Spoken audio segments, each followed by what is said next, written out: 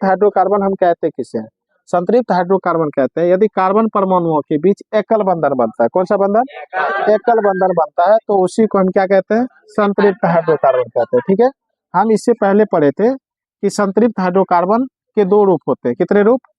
दो रूप होते हैं। तो पहला क्या होता है आपका? एल्केन होता है। पहला क्या होता है? एल्केन होता है। तो एल्केन का सामान्य सूत्र क्या होता है?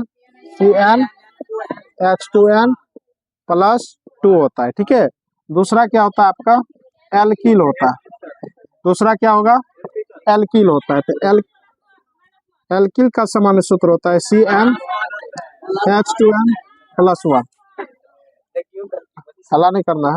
एल्किल का सामान्य सूत्र क्या होता है? CnH2n प्लस 1 होता है। तो आप ध्यान दीजिए, तो एक चीज यहाँ ये है, तो ये एल्केन का सामान्य सूत्र हो गया। तो एन का मतलब क्या होता है? संख्या। एन का मतलब संख्या, 1 2 3 4 डॉट डॉट डॉट। यहाँ भी आप क्या कर सकते हैं? एन बराबर 1 2 3, उसके नामकरण करना है। कौन सा नामकरण? यूपैक नाम। तो यहाँ देखिए, अब यूपैक नामकरण हम कैसे करते हैं? जैसे कार्बन के एक परमाणु को हम क्या कहते हैं? यहाँ ध्यान दीजिए, क्या कहते हैं? मैथ कहते हैं। और मैथ में यहाँ देखिए एल्केन, एल्केन में यहाँ कौन चीज जुड़ा हुआ है? एन जुड़ा हुआ है। यहाँ एन जोड़ दीजिए। एन जैसे जोड़िएगा तो ये क्या बन जाएगा? मेथेन बन जाएगा। मेथेन बना। अब आइए इसमें फार्मूला लिखिए इसका। तो कार्बन के एक परमाणु है तो C1, 1 तो छिप जाएगा। यहाँ एक रखिएगा तो 2 गुना 1 2 2 2 कितना हो गया? 4 4 हो गया। ये इसका फार्मूला हो गया। कार्बन के दो परमाणु को क्या कहते हैं? एथ कहते हैं। एथ में क्या जोड़िए? एन, तो क्या बनेगा? एथेन। एथेन का सूत्र क्या होगा? C2H6 होगा। 2 दूनी 4, 4 2 कितना हो जाएगा? 6 हो जाएगा। इसी तरह कार्बन के 3 परमाणु को क्या कहते हैं? प्रोप कहते हैं। प्रोप में क्या जोड़ दीजिए? एन जोड़ दीजिए, तो क्या बनेगा? क्या बनेगा? प्रोपेन बन जाएगा। तो प्रोपेन का सूत्र क्या होगा? C3H8 हो जाएगा। ठीक है, इसी प्रकार से कार्बन के चौथे परमाणु को क्या कहते हैं? ब्यूट कहते हैं। तो ब्यूट में क्या जोड़ दीजिए? एन जोड़ दीजिए। एन कहाँ जुड़ता है? यहीं से ना। तो क्या हो जाएगा? ब्यूटेन। ब्यूटेन का C4H10 हो जाएगा। कैसे होगा? जैसे यहाँ रखिएगा 4 4 दूनी 8 2 10 हो गया।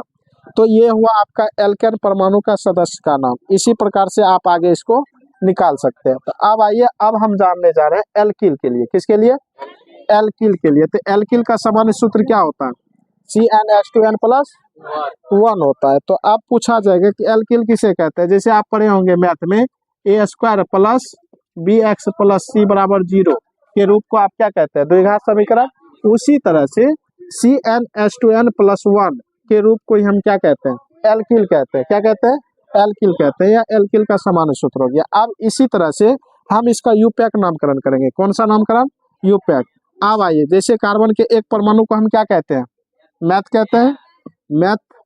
अब मैथ में क्या जोड़ना है हमको? यहाँ देखिए, ये हर्षी का है ना, इसका मतलब क्या होता है? होता है ना ये। तो इसमें क्या जोड़ लीजिए? इल। क्या हो जाएगा? मैथिल। मैथिल। मैथिल हो गया। इसका अब यहाँ फार्मूला लिख लीजिए। यहाँ देखो, क्या रखिएगा?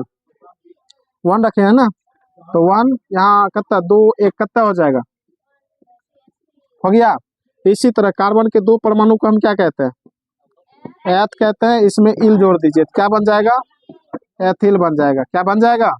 इसका सूत्र क्या होगा? C2H5 होगा। देखिए यहाँ रखिए 2, यहाँ 2 दूनी 4 1 कितना हो जाएगा? 5 हो गया। इसी प्रकार से कार्बन के 3 परमाणु को आप क्या कहते हैं? प्रोप। प्रोप में क्या जोड़ दीजिए? इल जोड़ दीजिएगा, तो क्या बन जाएगा? प्रोपिल। सूत्र क्या निकलेगा इसका? C3H7 हो जाएगा। हाँ, इसी प्रकार से कार्बन के 4 परमाणु को क्या कहते हैं? ब्यूट। ब्यूट में क्या जोड़ दीजिए? इल जोड़ दीजिएगा, तो क्या होगा? ब्यूटिल हो जाएगा। ब्यूटिल का सूत्र क्या निकलेगा? C4 4 दूनी 8 ये कितना हो जाएगा? H9 H9। ठीक है, इस प्रकार से आप नीचे यहाँ तक, आप डेक तक इसको आप बना सकते हैं।